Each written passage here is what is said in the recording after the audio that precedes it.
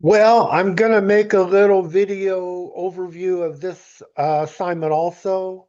This is a practice assignment on subjects and verbs and subject-verb agreement.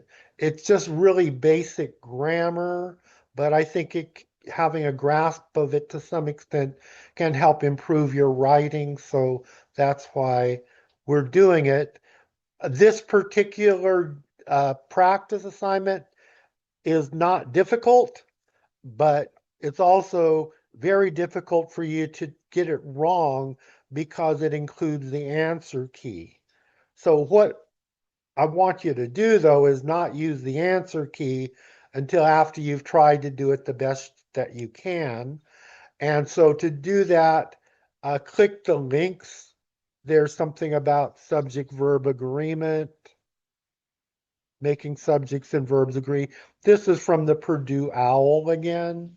And so I think if you read this, it'll give you a pretty good idea of both finding subjects and verbs and of then analyzing subject-verb agreement. Finding subjects and verbs is just a basic idea of seeing the structure of a sentence. So I'll give you definitions. I'll give you some definition.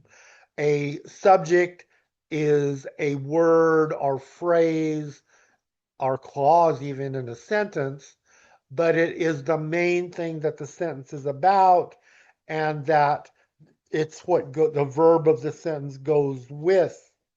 So if the subject is a thing, a subject, it's usually a noun for that reason, and then it usually needs a verb to have any meaning with it.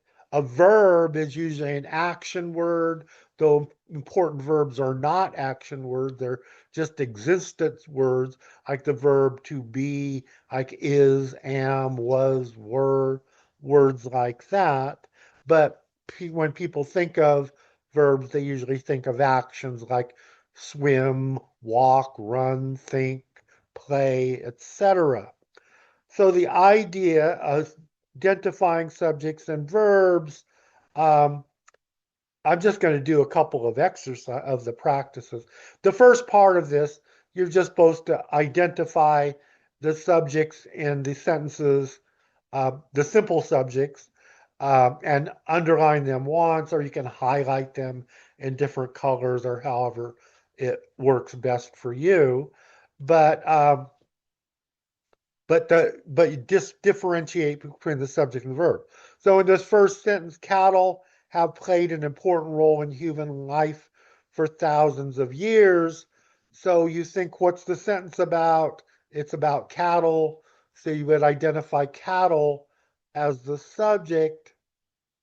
You think play is an action. So played is the verb, but you see there's a helping verb. Verbs that can be quite complex.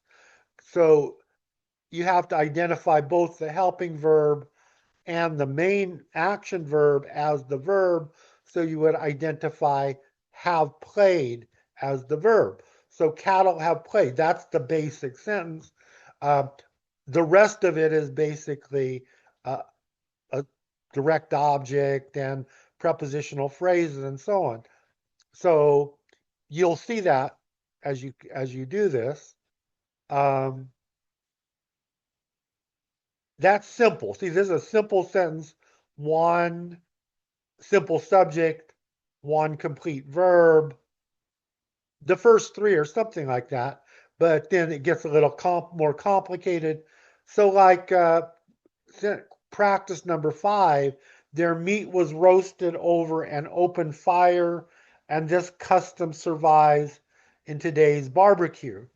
So that is a compound sentence. It has two independent clauses joined together with a comma and the conjunction and. So that means there's going to be a complete subject verb group in the first part and another complete subject verb group in the second part. So again, you can look for the subject verb first or the verb first. Um, let's say you look for the verb first, and you see roasted. But then that's not the complete verb because in this sense, was is the helping verb. So was roasted is the complete first verb. And what was roasted? Obviously, the meat. So the meat is the first subject. In the second part, the action word would be survives. And so survives would be the verb, what survives. And then, of course, it's the custom that survives. So you would identify custom as the subject. So that's how you do it for all of the first part. For the second part, you're looking for subject verb errors. There, at the end of each paragraph, there's a count of the errors, so you know how many to look for. Let's the one with the paragraph with the most errors is the second one. I'll just give you one. So the first sentence in that paragraph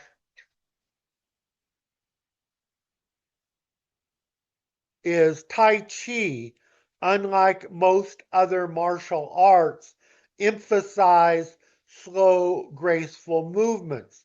So you look for the verb, and the verb is emphasize. Then what is the subject? What emphasize? And you find this, unlike most other martial arts, is not the subject. That's a phrase. The subject is at the very beginning, Tai Chi. But Tai Chi is singular and emphasize is plural.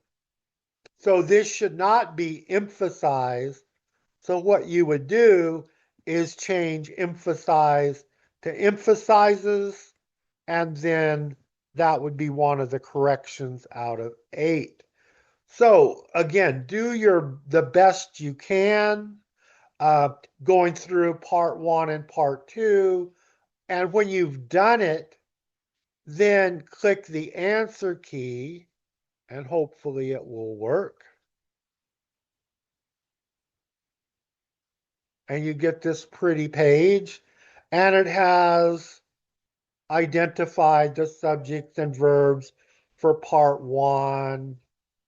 And for part 2, it has the corrections highlighted in each of the paragraphs. So you can go back and make all of the corrections after you've done it your best, and then just submit it to me and you get full credit. Submit it to Canvas, that is, of course. So I'm going to end the video. Thank you. Goodbye.